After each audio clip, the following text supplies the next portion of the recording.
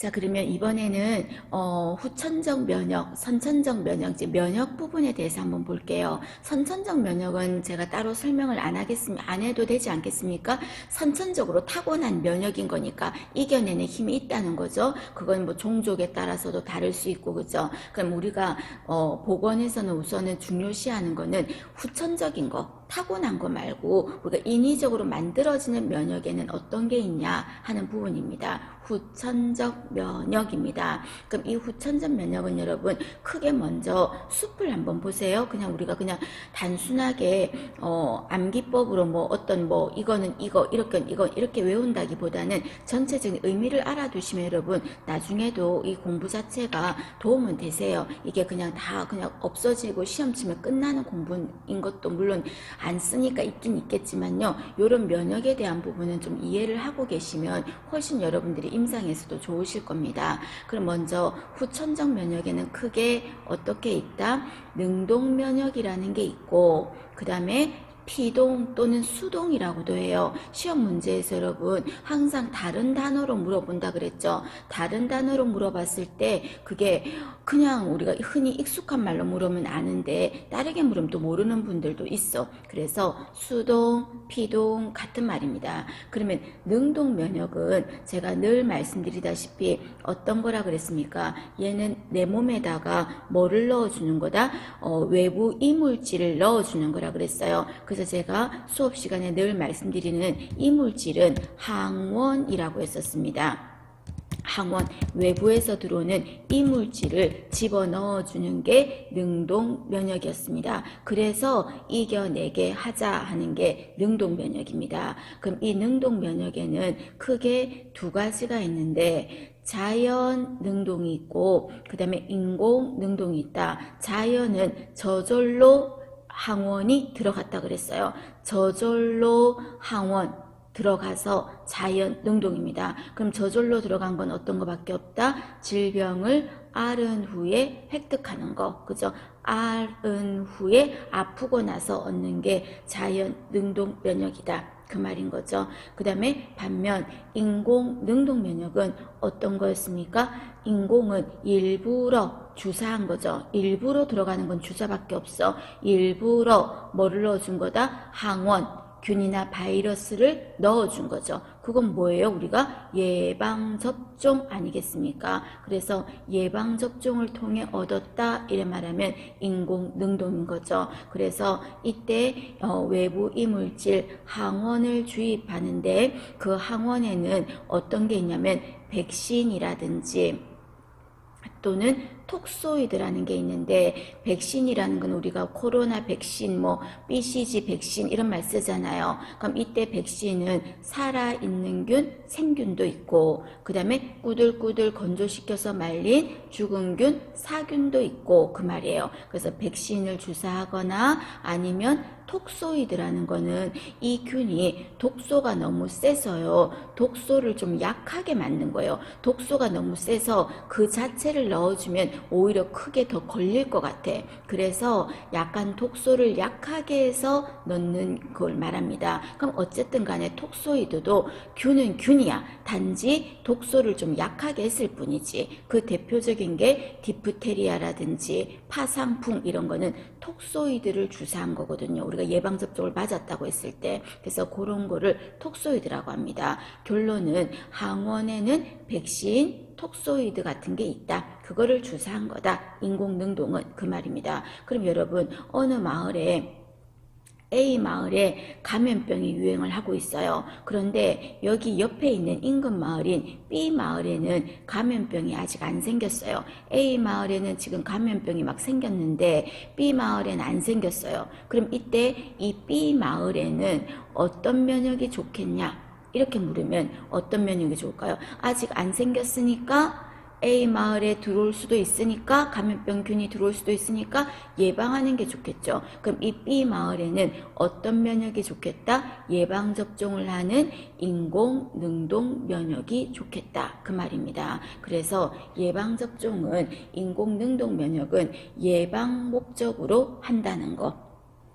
그 말입니다. 그래서 여기 인공능동, 자연능동 의미를 구별하실 것.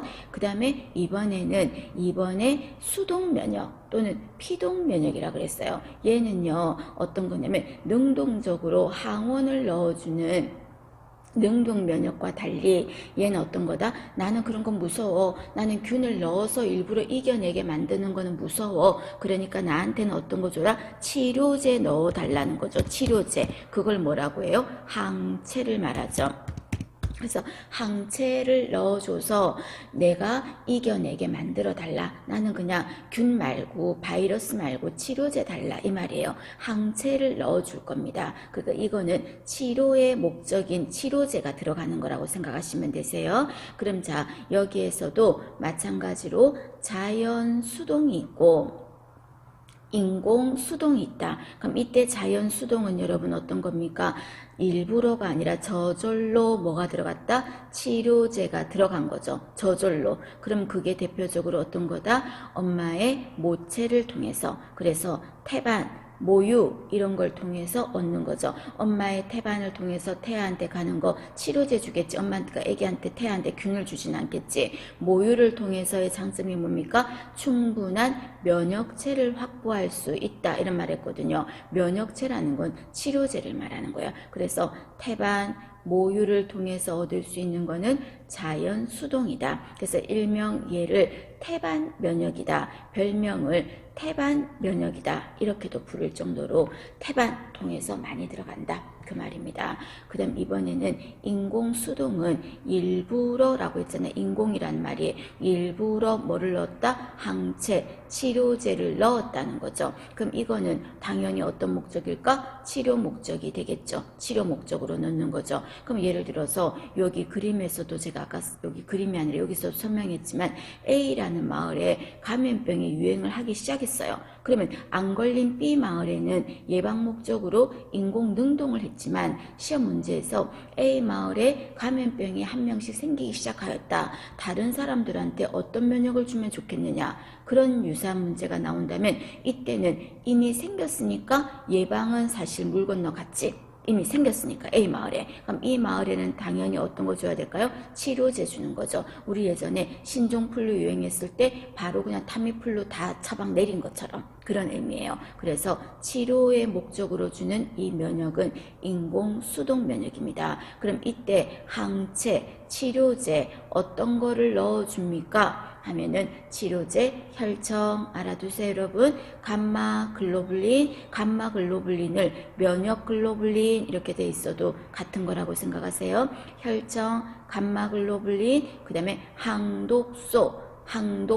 자 여러분 세균 죽이는 거 항생제, 독소 죽이는 거 항독소. 됐나요? 독소를 죽인 거야. 독소를 죽인 거니까 치료제지. 그죠? 그럼 이런 거를 항체를 주사했다고. 어떤 항체? 혈청, 감마글로불린, 항독소 이런 항체를 주사했으니까 인공, 치료제 주사했으니까 수동 면역인 겁니다. 그럼 이때 인공 수동 면역은 치료제를 바로 넣었기 때문에 인공 능동 예방접종보다 효과는 어때요? 바로 나타나요. 우리 보통 예방접종 받으면 한 달 정도는 걸리잖아요. 면역이 생기는데, 항체가 생기는데 얘는 치료제니까 바로 효과가 나타나. 그러나 단점은 어떻다?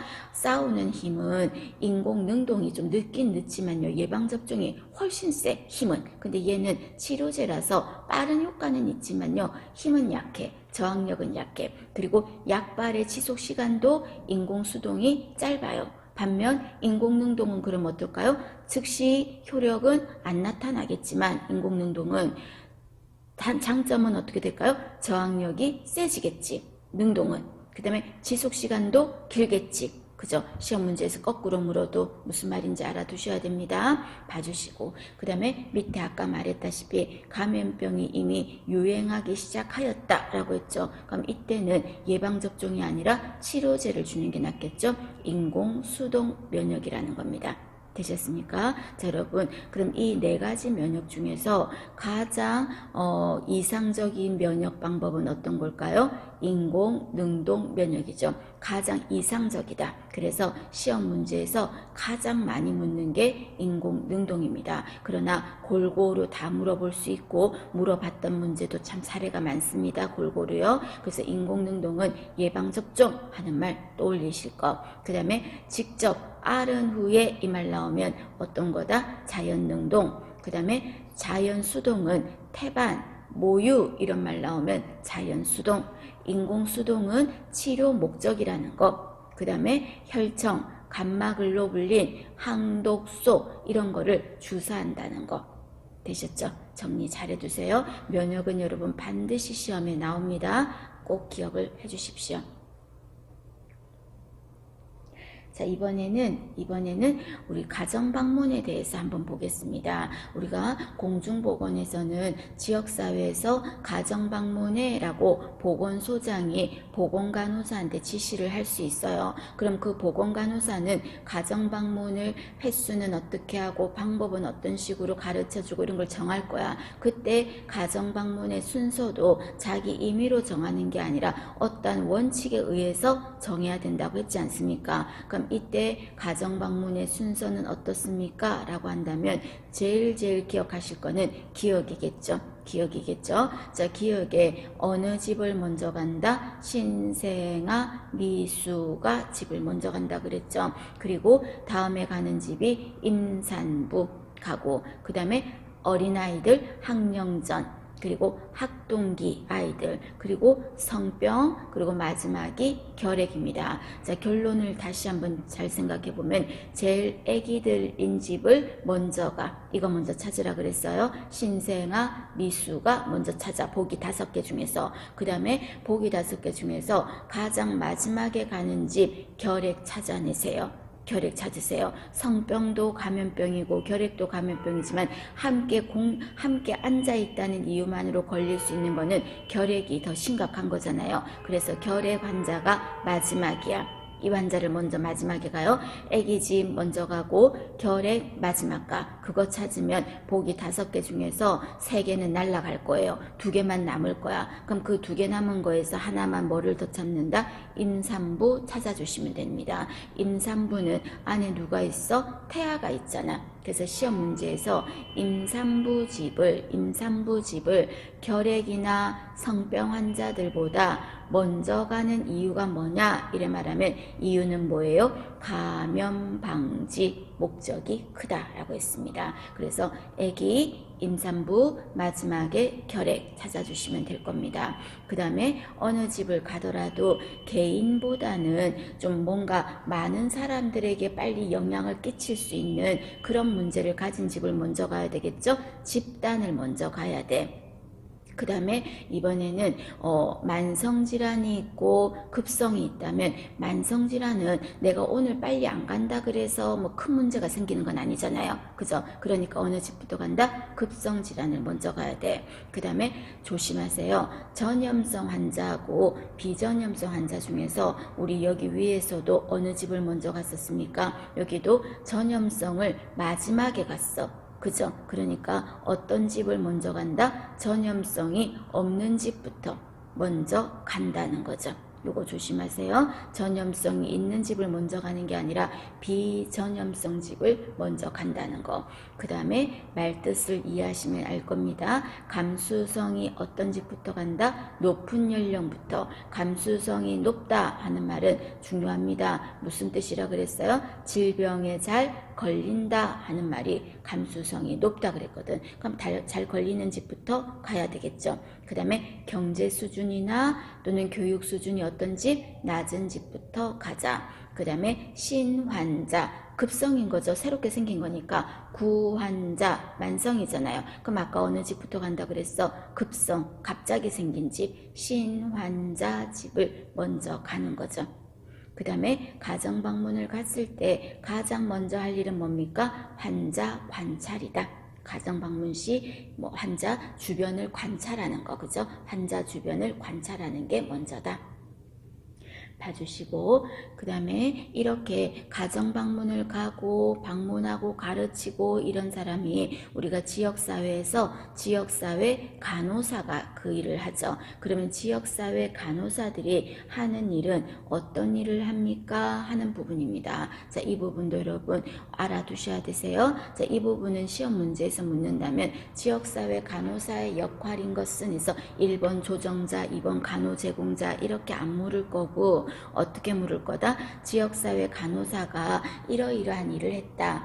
이때 이 간호사의 역할은 이 중에서 어떤 역할에 해당하는가? 그렇게 사례를 물었지 않습니까? 그러면 이때 자, 첫 번째가 간호사는 조정자로서의 역할을 한다. 여러분 조정이라는 말은 우리가 간호관리에서도 나왔고 조정의 의미가 코디네이터, 코디네이션 그런 의미하고 같아요. 그럼 그건 어떤 말이냐면요. 중간에서 뭔가 조율을 해주는 거야. 우리가 뭐 노사 간에 분쟁이 있으면 분쟁조정위원회 이런 거 있잖아요. 조정이라는 건 이쪽 말도 들어보고 저쪽 말도 들어봐서 뭔가 공동의 목표를 달성하게 해주는 거, 그런 게 조정이야. 그래서 대상자들의 의사소통을 도와주고 목표를 달성하게 해주고 뭐 이런 말 나오죠. 그런 말이 나오면 무슨 역할이다? 조정자로서의 역할입니다. 그 다음에 지역사회 간호사는 지역사회에서, 지역사회면 보건소, 보건지소, 보건진료소 이런 데잖아요. 그럼 그런 데서는 뭐 환자 혈압도 재주죠. 그 다음에 혈당 검사도 해주겠죠. 이렇게 직접적으로 해주는 간호 부분도 해주는 거야. 그래서 당연히 간호사니까 간호도 제공해 줄 거야. 어디 아픈 데 있으면 도와주고 이런 것도 할 겁니다. 그 다음에 세 번째는요. 자, 조심. 대변자 많이 물었습니다. 대변자는 옹호인, 옹호자 같은 말입니다, 여러분. 그러면 이때 대변자, 옹호자는 어떤 역할입니까? 그랬을 때 시험에서 우리가 청와대 대변인, 뭐 민주당 대변인 뭐 이런 말 하잖아요. 그럼 대변이라면 대신해서 하는 거잖아요. 그래서 권리를 찾을 수 있게, 자, 키워드 다른 사람의 입장에서 의견을 제시해 주는 거. 여기서 다른 사람의 입장에서 도와주는 거를 대변자라고 합니다. 그래서 어떤 그 지역사회 간호사가 어떤 독거노인 집을 방문을 했는데 이 독거노인이 너무 딱하게 살아, 너무 어렵게 살아. 그런데 너무나 아이러니하게도 이 사람이 너무 어렵게 사는데 기초수급자가 아닌 거야. 이 사람이 기초수급자가 아니면 어떤 사람도 기초수급자가 될 수 없는 형편인데도 이 사람은 안 되고 있는 거예요. 왜? 몰라서 제대로 안 하고 있었나 봐요. 딱하잖아요. 그럼 이 독거노인에게 기초수급을 받을 수 있도록 여러 가지 도움을 주는 거예요. 그럼 이 노인을 대신해서, 독거노인을 대신해서 본인이 나서서 막 도와주는 거지. 대신해서. 뭐라고요? 이 역할은 대변자 역할이라고요. 시험 문제에서 그렇게 이해를 물어봤죠. 보시고, 그 다음 이번에는 상담자, 뭐 상담해주는 역할 하겠죠. 그 다음에 5번에 보시면 변화 촉진자라는 말도 있어요. 자, 변화 촉진자라는 거는 여러분 어떤 거냐면 주변의 변화 좀 세팅해 두는 거예요. 아이들이 예를 들어서 집에서 여러분 자녀들이 공부를 좀 하는 분위기를 만들려면 옆에 주변에 게임기라든지 뭐 컴퓨터가 이런 게 있으면 잘 안 되겠지. 그래서 컴퓨터나 게임기를 좀 치워, 또는 뭐 다른 것도 좀 치워, 그리고 좀 주변 환경을 깔끔하게 해놓으면 산만하지 않겠지, 뭐 이런 식으로. 그래서 주변을 좀 세팅을 해서 뭔가 환경을 바꾸어 주는 거, 그런 거를 변화 촉진자라고 합니다. 그래서 변화 촉진자로서의 역할은 담배를 끊게 하려고 동기를 막 줘서 변화가 일어나게 도와준다든지, 또는 어떤 거 금연 환경을 만들어주는 거예요. 자, 예를 들어 볼까요? 직장에서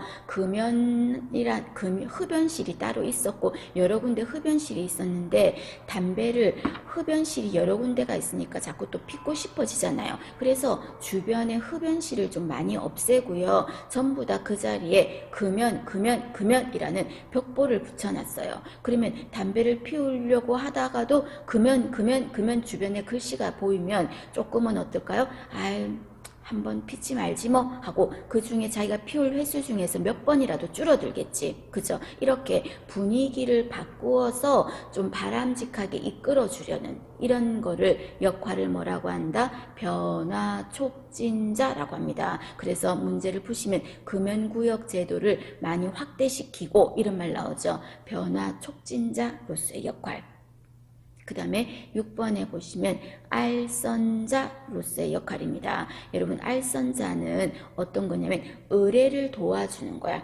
여러 분야와 접촉할 수 있도록 의뢰를 도와주는 거예요. 자, 예를 들어서 지역사회 간호사가 어느 집을 가정 방문했어요. 이분 여기 어르신이 지금 좀 불편해서 그 어르신 때문에 갔는데 그 집에 보니까 다 뭐 며느리도 없고 아들도 없고 없어요. 다 뭐 일하러 가고 이제는 집에 아무도 없어요. 그런데 이 어르신을 케어하지를 못하니까 그 손녀가 집에 있어요. 근데 손녀가 할아버지 때문에 또 간병도 이 아이가 해야 되기 때문에 학교도 자주 빠지고 결석도 자주 조퇴도 하고 그러다 보니까 공부도 좀 못하고 있고 이런 상황이야. 그러면 그 할아버지 간호를 하러 갔지만 여러 가지가 함께 다양하게 여러 가지 문제를 볼 수 있는 게 가정방문이잖아요. 가봤더니 그런 상황인 거야. 할아버지 간호를 해주는 것도 딱하지만 이 아이도 좀 안 됐잖아요. 그럼 이 아이가 공부도 좀 뒤처지고 있고 집안도 아이가 뭐 손주가 뭐 얼마나 청소를 하겠습니까? 얼마나 식사를 잘 도와주겠습니까? 제대로 못하고 있는 거예요. 환경도 열악하고. 그래서 지역사회 간호사가 거기에 재능 기부를 하는 봉사하시는 분들한테 통해 가지고 청소 같은 것도 좀 해줄 수 있게 의뢰를 좀 도와주는 곳에 연락처도 알려주고 또 이 아이 공부도 좀 딸리잖아요. 그럼 그 공부를 도와줄 수 있는 대학생 뭐 학생들한테 뭐 이렇게 공부해주는 과외 같은 것도 좀 도와줄 수 있게 봉사로 무료로 해주는 것도 알려줄 수 있잖아요. 그래서 여기에 하면 연락을 하면 여기에서 이렇게 도와줄 거다 또는 이런 게 해서 좀 이 집 좀 도와줘라 중간에서 연결해 주는 거예요. 연결해 주는 거. 이런 거는 무슨 역할이다? 알선자로서의 역할입니다. 그래서 여러 분야와 접촉해서 의뢰를 도와주고 또 관련 부서와 연결을 도와주는 거예요. 명함 주면서 여기에 연락하시면 도와주실 겁니다. 저희가 미리 말씀드려 놨어요. 이렇게 하는 거. 그런 게 알선자로서의 역할입니다. 되셨습니까? 그래서 여기에서 여러분 좀 신경 쓰실 거는 대변자, 그 다음에 알선자, 그리고 변화 촉진자, 그리고 조정자는 의사소통, 목표를 도와주기 위해서, 목표를 달성하기 위해서 뭔가 중간에서 역할을 하는 거, 조정자. 그래서 4가지 정도의 의미를 어떤 사례를 말했을 때 어떤 역할인지를 구별하시는 거 한번 정리하십시오.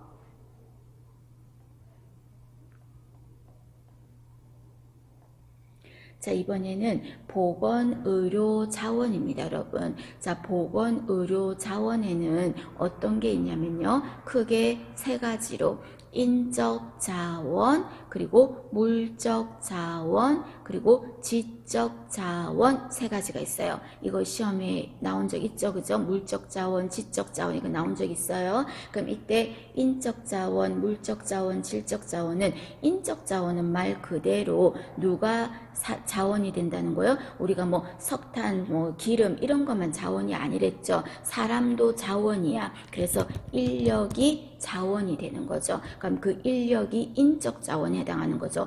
우수한 두뇌를 가진 사람, 우수한 역량을 가진 사람, 그런 사람이 인적 자원이 되겠죠. 그 다음에 자, 또 의료를 해주는 곳에 있어서 그쪽에 시설이 또 좋으면 좋지 않을까? 시설, 그리고 또는 장비, 그리고 또 예산.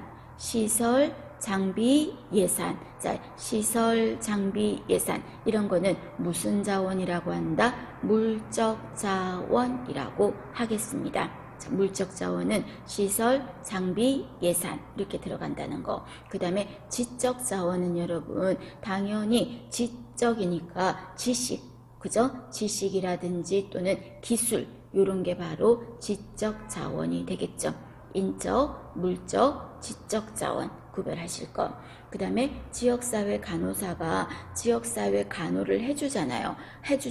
그럼 지역사회 간호를 해줄 때 제일 중요한 거는 제일 먼저 해야 될 거는 뭐냐면 여러분 맨 밑에를 먼저 보시면 밑에를 보시면 중요합니다. 지역사회 보건사업을 할 때 가장 우선 실시해야 되는 게 뭐냐? 제일 먼저 해야 될 거는 이 지역에 내가 간호를 해줄 때 내가 좋아하는 거, 내가 잘하는 거 이런 걸 해주는 게 아니라 이 지역이 원하는 걸 해줘야 되겠죠. 뭐가 필요한지를 알아서, 그죠? 그럼 당연히 이 지역이 원하고 필요하고 한 거를 알려면 그 지역의 문제점을 파악해야 하잖아. 그럼 그 지역의 현재 보건에 대한 실태를 파악하자는 거죠. 그럼 이때 실태를 파악하자 이 말은 주민들이 뭘 원하는지 요구를 파악하자 하는 의미하고도 같겠죠. 문제점이 바로 원하는 바가 될 거니까. 그죠? 이렇게 파악하고 알아보고 이런 거를 한마디로 뭐라고 한다? 사정이라고 합니다. 같은 말입니다, 여러분. 그래서 시험 문제에서 무조건 제일 먼저 할 일이 뭐냐 이런 문제가 나온다면 파악하는 거야. 그래서 실태를 파악한다, 요구를 파악한다, 또는 같은 말로 두 글자로 사정한다. 이렇게 한마로 알아두시면 돼요. 그래서 지역사회 간호에서는 제일 먼저 할 일이 무슨 일을 하냐면요. 그 지역의 문제점이 뭔지를 파악하는 거. 금방 그걸 뭐라 그랬어요? 사정이라고 했지 않습니까? 그래서 문제점을 파악해. 그럼 파악하기 위해서 여러 가지 뭐를 모을까? 자료를 수집하겠지. 그죠? 그래서 자료를 수집하고 분석하는 거야. 그게 바로 언제 한다? 사정 단계 때 하겠죠. 여러 가지 자료를 수집하고 분석하는 거지. 이 지역의 문제점이 뭔가를 보려고. 그래서 사정을 했어요. 그래서 분석을 했어요. 그리고는 이 지역에는 혈압이 환자들이 되게 많구나. 또는 관상동맥 질환 환자들이 되게 병원 진료도 많았고 좀 많구나. 이 지역은 고혈압에 대해서가 문제가 크구나 하고 뭐를 내린다? 진단이 내려지는 거죠. 진단이 내려져. 이 지역 문제점 알았어? 고혈압에 대한 거예요. 그럼 문제를 알았으니까 이제 뭐 해야 될까요? 뭔가 계획을 짜야 되겠지.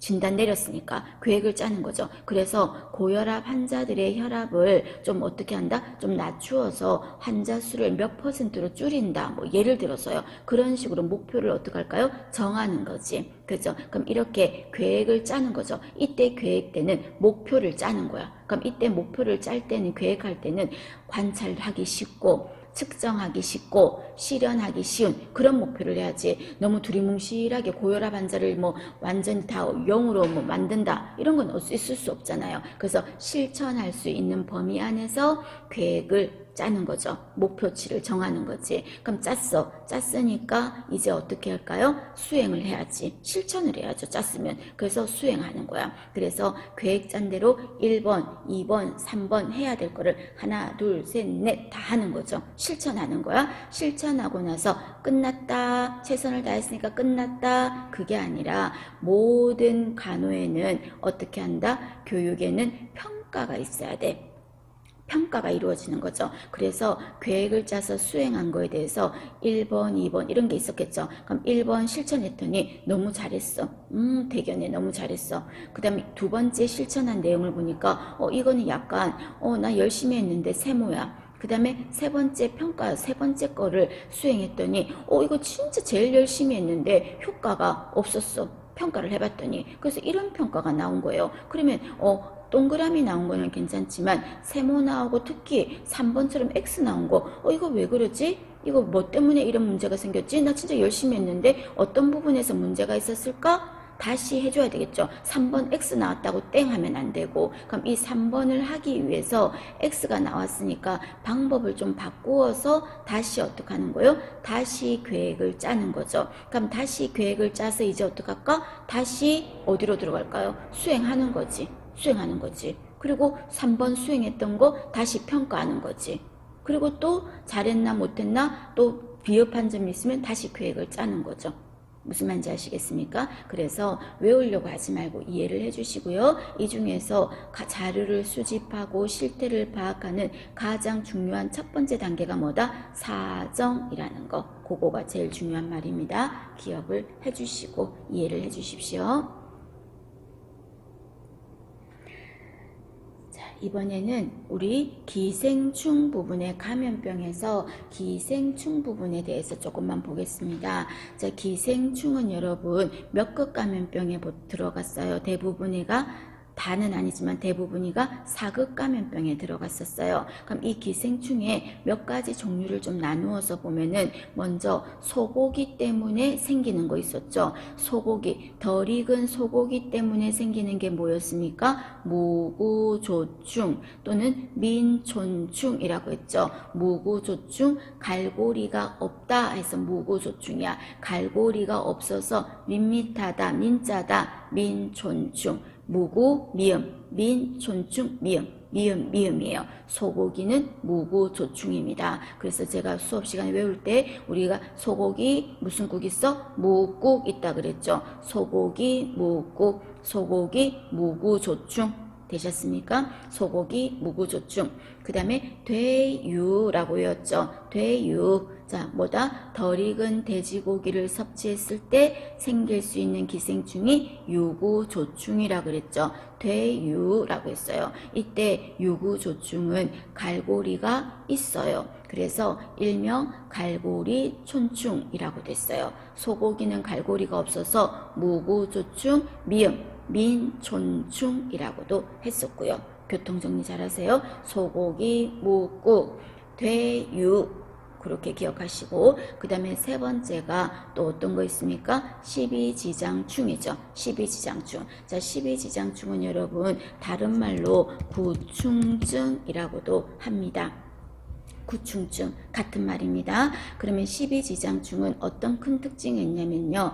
다른 기생충 질환은 보통 우리가 야채 같은 거든 뭐 소고기든 돼지고기든 입으로 들어가서 생긴 거잖아요. 입으로. 그럼 입으로만 되는데 얘는 어떤 걸로도 갈 수 있냐면요. 피부를 뚫고도 들어갈 수가 있어. 십이지장충은. 그래서 맨발 오염된 흙이를 맨발로 다녔다. 이런 보기 너무 흔하게 많이 보셨죠?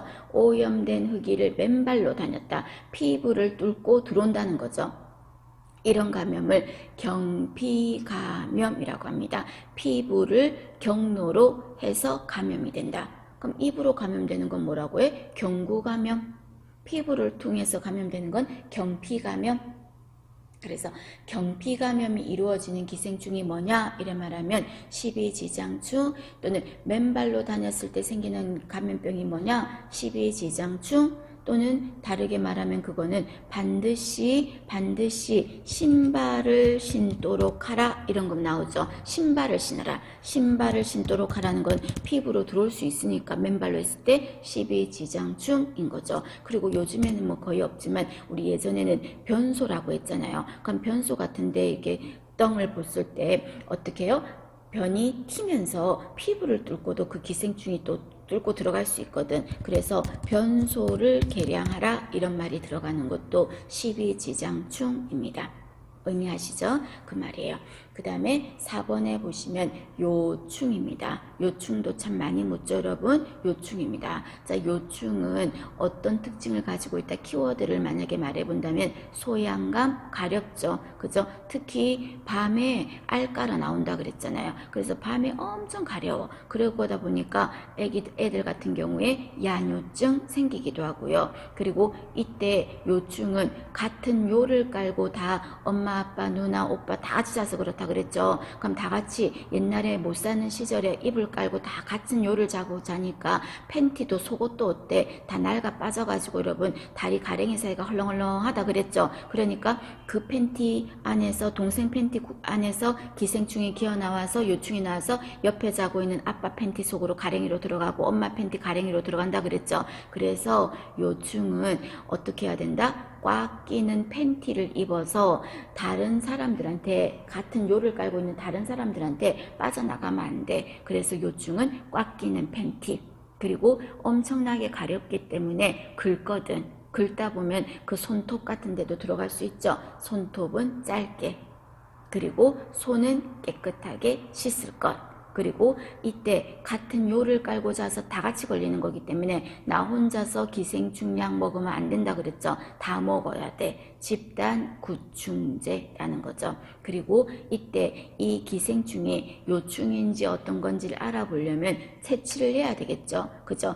표본 샘플 하듯이 채취를 해야 되겠지. 그럼 이때 채취하는 방법은 스카치 테이프로 찍찍이처럼 딱딱 뜯어낸다 그랬죠. 붙여서, 그죠? 스카치 테이프 도말법이라고 했습니다. 키워드들 했습니다, 여러분. 그런 거. 그 다음에 5번에 보시면 수육에 의한 기생충이라고 적어놨어요. 자, 수육에 의한 기생충은 야채 때문에 생기는 거 말고 뭐 동물 이런 거 있죠. 그런 것 때문에 생기는 거, 그런 걸 말한 거예요. 그럼 수육에 의한 기생충 하면은 참고로 선모충이라는 거 있어요. 선모충은 멧돼지 같은 거 때문에 생기는 게 선모충, 덜 익은 거 막 또 날 거 이런 거면 선모충 생길 수 있고, 그 다음에 톡소플라스마, 이거는 고양이. 그래서 우리가 임산부에게서도 톡소플라스마증 있었지 않습니까? 고양이 배설물에 의해서 감염이 될 수 있다 이런 말 했거든요. 톡소플라스마, 고양이. 그 다음에 무구조충은 소고기, 무구. 그 다음에 유구조충은 돼육, 돼지고기. 그죠? 전부 다 고기, 동물 이런 거죠. 수육에 의한 기생충이죠. 반대로 십이지장충이나 요충이나 편충이나 회충 이런 거는 뭐 때문에 생기는 걸까? 야채 때문에 생기는 거죠. 대부분이가 야채인데 수육에 의한 기생충은 이런 종류들이 있더라 그 말입니다. 그 다음에 6번 트리코모나스라는 것도 있죠. 이거요 기생충이야. 트리코모나스. 그럼 이 기생충은 이거 트리코모나스 질염이라는 말 들어보셨죠? 질염. 왜냐하면요 이 기생충은 어디에서 기생을 하냐면요 여성에게서는 질, 남자에게서는 전립선 또는 요도 이런 데 기생하거든. 그럼 이런 데 붙어 있다가 다른 사람한테 옮기는 루트가 어떻게 옮긴다? 성접촉으로 옮는 거죠. 생각해봐요. 여성의 질에 기생충이 붙어 있는데 이게 다른 사람한테 간다면 성접촉을 해야지만 가는 거 아닌가? 그죠? 그래서 얘는 성행위로 전파되는 기생충 질환입니다. 우리가 기생충 질환하면 뭐 먹는 거 또는 아까 십이지장충 피부로 이런 것만 떠오르는데 성행위로 전파될 수도 있는 게 트리코모나스이고 이게 여성에게는 질에 가기 때문에 트리코모나스 질염이라고도 합니다. 그래서 얘는 성행위로 간다 했기 때문에 일종의 매독 이런 거하고는 좀 달라요. 기생충이니까. 그래서 그러나 성행위로 가기 때문에 일명 별명을 제4성병이라고도 부른다는 겁니다. 성접촉으로 옮는 기생충 질환 이렇게 말하면 트리코모나스라는 거 알아두실 거.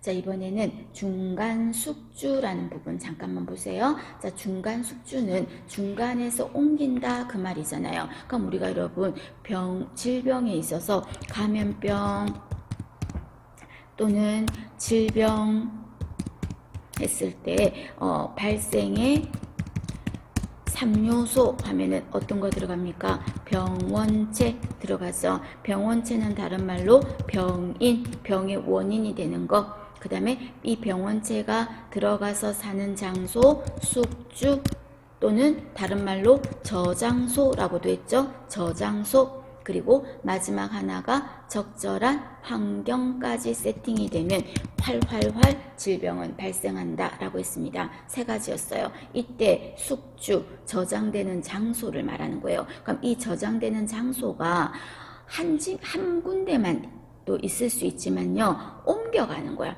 즉 이사를 몇 번 걸친다는 거죠. 그래서 중간에 이사하는 집 중간 숙주라는 겁니다. 그럼 이때 간디스토마라는 거 있죠. 자, 여러분 간디스토마 이거는 다른 말로 뭐라고도 했습니까? 간흡충증이라고도 했어. 간흡충증. 맞나요? 그럼 이 간 흡충증, 간 디스토마는 어떤 것 때문에 생기게 되냐면요. 첫 번째가 사람이 변을 봤다 그랬죠. 물가 같은 데서. 그래서 그 변에서 알이 나왔어. 기생충 알이 나왔어. 기생충 알이 물가로 들어갔어요. 그때 그 알을 누가 먹는다? 쇠우렁이가 먹는다 그랬어. 그럼 결론적으로 기생충 알이 어디로 처음으로 이사 갔어요? 쇠우렁이 몸으로 이사 갔지. 그래서 거기를 뭐라고 한다? 첫 번째 이사 간 장소다. 제1숙주라고 하는 거죠. 그럼 쇠우렁이 몸에 기생충 들어갔어요. 근데 그 쇠우렁이를 누가 먹는다? 담수어가 쇠우렁이를 먹는 거지. 담수어는 다른 말로 민물고기라고 하죠. 그러면 결론적으로 기생충은 어디로 두 번째로 이사 간 거예요? 쇠우렁이 몸에 있던 게 담수어 몸으로 갔잖아. 그래서 두 번째 이사 간 장소다. 제2숙주라는 겁니다. 그래서 시험 문제에서 간 디스토마는 1숙주가 어디냐? 쇠우렁이. 이숙주가 어디냐? 담수인 거예요. 그래서 외우실 때 우리 어떻게 했습니까? 자, 간쇠담이라고 했죠. 자, 지금 이제 열흘 남짓 얼마 안 남았는데 아직도 여러분이 공부 안 하시고 긴장 못 하신다면 간이 너무 센 거죠? 간세다. 와, 간세다. 되셨죠? 간쇠담입니다. 봐주시고 그럼 이때 이숙주 몸에 기생충이 들어있는데 이 담수어를 누가 먹는 거야? 사람이 먹는 거죠. 생식을 하는 거지. 우리 민물고기 낚시해가지고 먹잖아요. 그럼 이때 사람 몸에 이제 들어오는 거지. 그러면 사람에게는 이 기생충이 들어왔을 때 간이 안 좋았을 때 증상이 나타나는 거죠. 황달도 나타나고 소변을 봐도 막 초콜릿 색깔로 좀 진하게 나오고 또 우상복부 쪽이 아프고 간이 붓고 이렇게 커지고 이런 간이 나빴을 때 증상이 나타나는 기생충. 그거를 간흡충증이라고 하겠습니다. 자, 결론 시험 문제에서 여러 가지로 물어볼 수 있어요. 간 디스토마는 1숙주, 2숙주가 뭐냐? 간쇠담 순서대로 말하라. 또는 민물고기를 사람이 생식했을 때 생기는 기생충이 뭐냐? 간흡충증. 맞죠? 민물고기. 그럼 이런 민물고기는 어느 지역에 있어요? 강가 이런 데 있잖아. 민물고기는 바닷고기가 아니잖아요. 그럼 강가 주변에서 생기는 거지. 이런 질병은 그 지역에서만 생기는 거죠. 감염병, 풍토병이라고도 하지 않습니까? 풍토병.